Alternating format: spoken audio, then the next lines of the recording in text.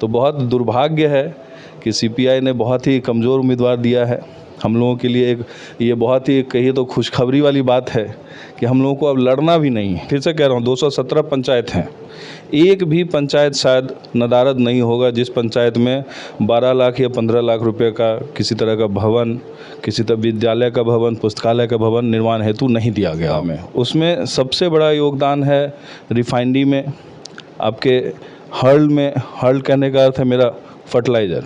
उसके बाद आपको थर्मल का एक्सटेंशन देखिए, आज आपको सिमरिया पे आप रेलवे ब्रिज देखिए या 6 लेन का आप जो रोड ब्रिज देख रहे हैं उसको देखिए।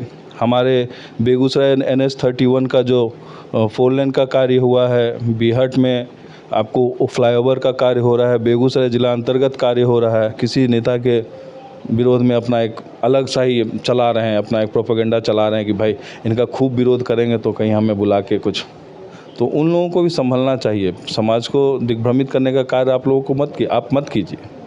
आपका कार्य है सही दिखाना। हाँ, हमारे द्वारा कुछ गलत किया जा रहा है आप उसको भी दिखाइए, हमारे द्वारा सही किया जा रहा है उसको भी दिखाइए। छवाड़ा विधानसभा क्षेत्र में जाके देखें जो उनके कार्यकाल में कितनी सड़कों का निर्माण कार्य उनके अनुशंसा पे या उनके द्वारा करवाया गया हो। मुझे नहीं लगता कि एक भी पंचायत ऐसा होगा जहाँ पे आपके ढूंढने से पक्की सड़क मिल सकेगी। नमस्कार, आप देख रहे हैं बेगूसराय खबर। हम हैं सौरभ कुमार, भाजपा पंचायती राज प्रकोष्ठ के जिला संयोजक सह पिडौली पंचायत के मुखिया अनुराग कुंवर जी हैं। और अभी आप लोग जानते होंगे कि चुनावी माहौल चल रहा है और चुनावी में जैसा कि जानते होंगे किस तरह के कामों का, किस तरह के नामों का भी लोग जान रहे हैं। इसी पर सबसे पहले हमारे चैनल में अनुराग जी यानी मुखिया जी, आपका बहुत बहुत स्वागत है। धन्यवाद। गिरिराज बाबू, आपके इस 5 साल में क्या काम किए हैं? भारतीय जनता पार्टी के हमारे आदरणीय सम्मानित सांसद महोदय श्री गिरिराज दा, उन पे अभी अनेकों तरह से आपके मीडिया के माध्यम से, सोशल मीडिया के माध्यम से सवाल और प्रश्न किए जाते हैं कि क्या काम किया। सबसे पहले मुझे ये कहना होगा कि लोगों को जानना चाहिए कि एक सांसद का क्या कार्य होता है अपने संसदीय क्षेत्र में, और अगर उन कार्यों पे चर्चा होती है तो मैं आपको एक एक कार्य अगर बताने चलूँ तो हो सकता है आपको पूरा दिन मेरे साथ बिताना होगा, और अगर उसको बुलेट पॉइंट्स में जानना चाहते हैं तो मैं वो भी बता देता हूँ। बिल्कुल, क्योंकि जनता जानना चाहती है और जनता सच्चाई क्या है आप बताइए। देखिए, एक सांसद का 5 साल का जो टेन्योर होता है उसमें जितने भी कार्य उनकी जो राशियाँ आती हैं विकास के लिए, उनकी ऐच्छिक राशियाँ जो आती हैं वो भी संपूर्णतः हर पंचायत में दादा के होने के कारण, हमारे केंद्रीय मंत्री भी रहे हैं भारत सरकार में, उनके होने के कारण हम लोगों को विशेष तौर पे जो उपलब्धि मिली है अपने ज़िला में, उसमें सबसे बड़ा योगदान है रिफाइनरी में, आपके हर्ल में, हर्ल कहने का अर्थ है मेरा फर्टिलाइज़र। उसके बाद आपको थर्मल का एक्सटेंशन देखिए, आज आपको सिमरिया पे आप रेलवे ब्रिज देखिए या 6 लेन का आप जो रोड ब्रिज देख रहे हैं उसको देखिए। हमारे बेगूसराय NH-31 का जो 4 लेन का कार्य हुआ है, बीहट में आपको फ्लाईओवर का कार्य हो रहा है, बेगूसराय जिला अंतर्गत कार्य हो रहा है। तो ये सब बड़े काम हैं जो हमारे भोला बाबू के द्वारा नींव रखा गया था, उनके द्वारा प्रश्न उठाया गया था, उसको आज ज़मीन पे उतारने का कार्य, जो लोग क्रेडिट नहीं देना चाहते हैं पॉलिटिकल रूप में, कहीं ना कहीं अपने रोटियां जो सेकते हैं वो लोग क्रेडिट नहीं देना चाहते, लेकिन मैंने बहुत करीब से देखा है कि गिरिराज दा ने किस तरह से इन चीज़ों को ज़मीन पे उतारने के लिए अपनी ओर से मेहनत किया है। तो इसमें अभी चुनाव के समय में ये चर्चाएं बहुत आम हैं कि भैया 5 साल ये सांसद रहे, इन्होंने क्या किया। 5 साल इनसे पूर्व के भी बहुत से सांसद रहे, आप उनसे जाके पूछे कि उन लोगों ने क्या किया है। हमें तो अभी पूरे बेगूसराय में हर जगह विकास दिख रहा है और उम्मीद करते हैं, और उम्मीद नहीं, ये हम बहुत अच्छी तरह से मन को संतुष्टि भी है कि उनको उनका जो कार्य किया गया है उनको लोग उनका आशीर्वाद देंगे और फिर से पुनः गिरिराज दा फिर से हमारे बेगूसराय लोकसभा के सांसद बन के आएंगे। अच्छा, लोकसभा का चुनाव का मुद्दा क्या रहेगा? लोकसभा चुनाव का इस बार भी मुद्दा कहीं ना कहीं राष्ट्रवाद और दूसरी तरफ विकास है। विकास और राष्ट्रवाद ये दोनों अगर पैरेलल चलते रहते हैं तो मुद्दा और कोई रह नहीं जाता है। अच्छा ये बताइए, अभी बेगूसराय में बहुत चीज़ की मांग उठ रही है, जैसे दिनकर भवन, मतलब दिनकर विश्वविद्यालय हो, और साथ साथ क्या कहते हैं एम्स की मांग हो रही है, एक जमंगलागढ़ जो कि हम लोग बेगूसराय की आन बान शान है, उसकी मांग हो रही है। तो इस पे कब एयरपोर्ट, और इस पे आप कुछ सोचें? जी, सबसे पहले एयरपोर्ट के लिए कहना चाहूँगा, हम लोगों का जो अभी उपलब्ध जगह है उलाव में, कहीं ना कहीं वो मानकों पे उतर नहीं पा रहा है। जो ज़मीन हम लोगों को उपलब्ध है उसमें ज़मीन को और अगर बड़े दर्जे पे कहीं और ज़मीन मिलता है तो एयरपोर्ट का मांग जायज़ है और उसमें आगे लोग बढ़ सकते हैं। पहली बात ये। दूसरा आपने पूछा एम्स के लिए बातचीत हो रही है, आगे प्रयासरत लोग हैं। अगर उस तरह से ज़मीन की उपलब्धता बिहार सरकार के द्वारा खुदा न खास्ता दोनों साथ रहें इसी तरह से जिस तरह से भी है, तो एम्स की भी जो हम लोगों की मांग है वो पूरी की जाएगी। विश्वविद्यालय दिनकर यूनिवर्सिटी के बारे में जहाँ तक मुझे जानकारी है उसमें लगभग पेपर वर्क डन हो चुका है। आगे देखिए क्या होता है, कितनी जल्दी आता है। भाजपा में आप भाजपा में हैं, भाजपा को अच्छी तरह से जानते होंगे। भाजपा में राकेश सिन्हा भी हैं, भाजपा में गिरिराज सिंह भी है, ये दोनों का क्या मामला है? देखिए, आदरणीय सांसद महोदय गिरिराज बहुत ही सम्मानित और वरिष्ठ नेता हैं। हमारे आदरणीय राकेश सिन्हा जी जो राज्यसभा से सांसद हैं और काफ़ी गर्व की बात है हमारे बेगूसराय धरती के हैं। लेकिन कहीं ना कहीं जो अन्य दलों के लोग अभी मैं कहना चाहूँगा, हमारा जो संगठन है भारतीय जनता पार्टी, ये अपने सबसे पीक पॉइंट पे है अभी। और हमारे कार्यकर्ताओं में जो ज़मीनी कार्यकर्ता थे वो लोग तो हैं ही, साथ में अन्य दलों के नेता कार्यकर्ता जो एक वर्ष में 2 वर्ष में आयतित होकर आए हैं, उन लोगों की जो राजनीति है, अच्छी राजनीति है, उसका शिकार हमारे सांसद महोदय, राज्यसभा सांसद महोदय हुए। और हम लोगों को आशा है कि वो हमारे साथ चुनाव में हम लोगों के सहयोगी बन के संगठन के प्रति उनका जो कार्य रहा है, मैं बहुत ही छोटी बात होगी उनके लिए, मेरे पास अगर मैं शब्दों का उपयोग कर रहा हूं तो मुझे बहुत संभल के करना चाहिए। वो बहुत ही शिक्षाविद और ज्ञानी लोग हैं, हम लोग उनका बहुत सम्मान करते हैं। लेकिन इन बिचौलियों की राजनीति के चक्कर में कहीं ना कहीं वो मिसलीड हुए हैं। और चलिए कुछ बात नहीं, आगे उनका भी समय आएगा, हम लोग उनके भी साथ में रहेंगे। लेकिन अभी संगठन की मांग ये है कि आदरणीय राकेश सिन्हा जी संगठन के प्रति, जो संगठन ने उनको दिया है जगह, उस संगठन के प्रति उनकी वफादारी अभी निभाने की समय है।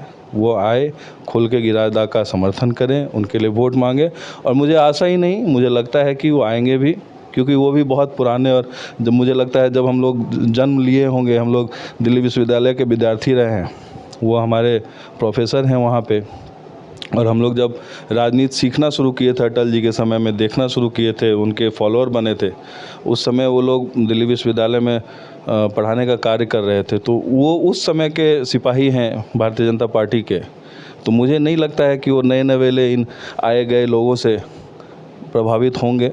वो अपने संगठन के साथ ही रहेंगे और गिरिराज का समर्थन करेंगे और उनके लिए वोट मांगेंगे।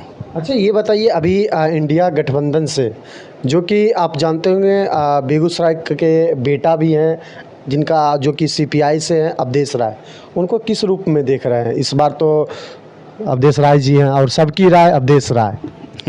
सबकी राय अवधेश राय, ये तो हो नहीं सकता है, क्योंकि मैं उनके बहुत ही निकटतम, उनके विधानसभा जिस क्षेत्र में वो विधायक रहे हैं अवधेश राय जी, मैं उनसे बहुत ही करीब पंचायत का व्यक्ति हूं और मैं भी यहाँ पे अपना जीवन यापन कर रहा हूँ।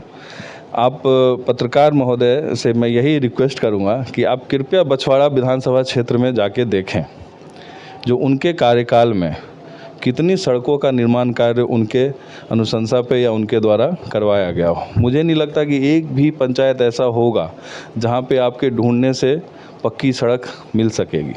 तो बहुत दुर्भाग्य है कि सीपीआई ने बहुत ही कमज़ोर उम्मीदवार दिया है हम लोगों के लिए। ये बहुत ही कहिए तो खुशखबरी वाली बात है कि हम लोगों को अब लड़ना भी नहीं है। मतलब जीत रहे हैं आप? बिल्कुल जीत रहे हैं, इसमें कहीं कोई दो राय नहीं है। और मैं आपको ये भी बता दूं, और आप इस चीज़ को नोट भी कर लें, कि जितने मार्जिन से हमने कन्हैया को हराया था, जेएनयू के जो प्रोडक्ट आए थे यहाँ पे देश को बांटने वाले, नहीं, उन्हीं के उम्मीदवार ये हैं।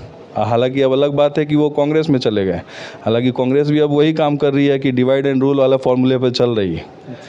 तो उनका भी वही हश्र होगा।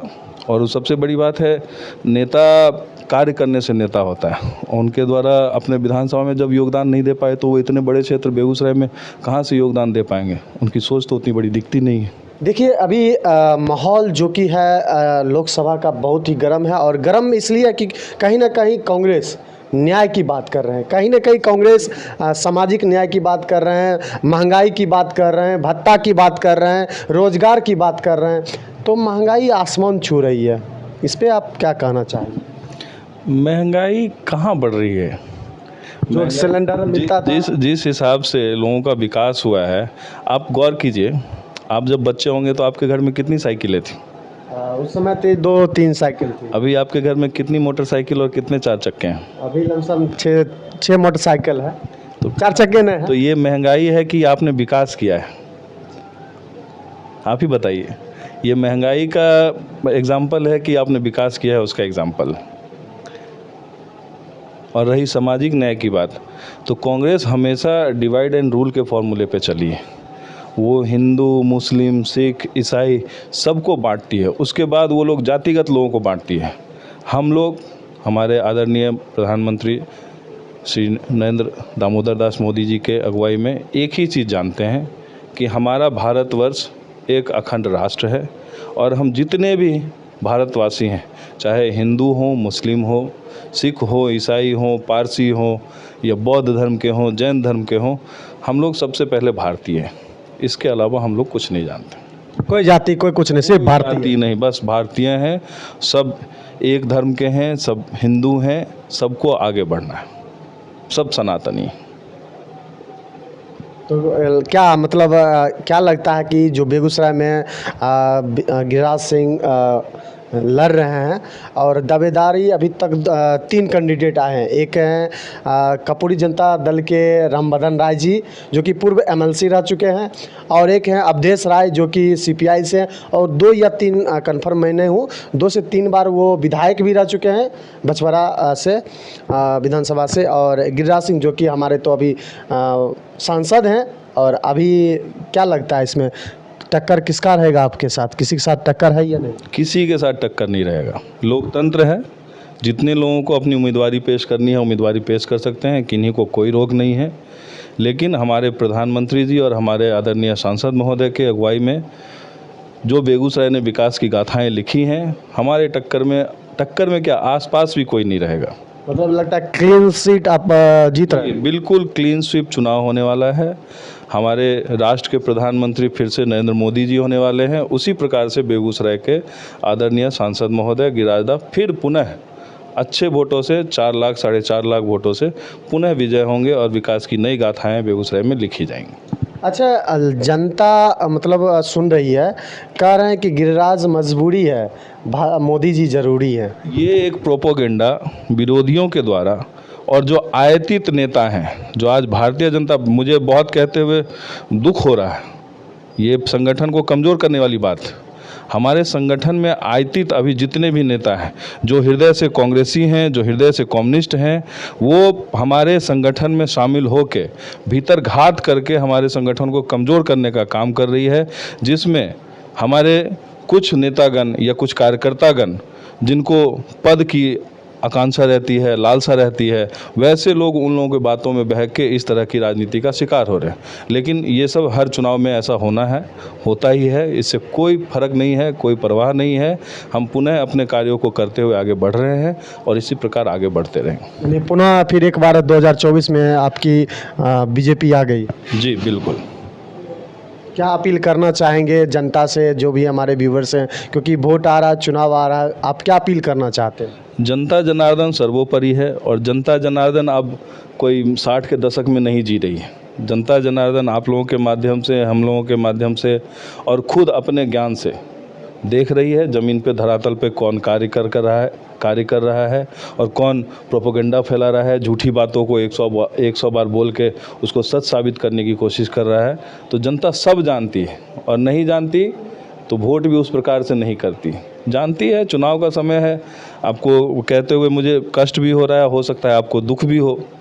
आज जो सोशल मीडिया का दौर है, फेसबुक, व्हाट्सएप और इसका यूट्यूब का जिस प्रकार से युग है, अभी बहुत सारे बेकामिल लोग जिनको पत्रकारिता का ABCD का ज्ञान नहीं है, वो लोग कुछ कमाई के चाहत में किसी नेता के विरोध में अपना एक अलग सा ही चला रहे हैं, अपना एक प्रोपेगेंडा चला रहे हैं कि भाई इनका खूब विरोध करेंगे तो कहीं हमें बुला के कुछ।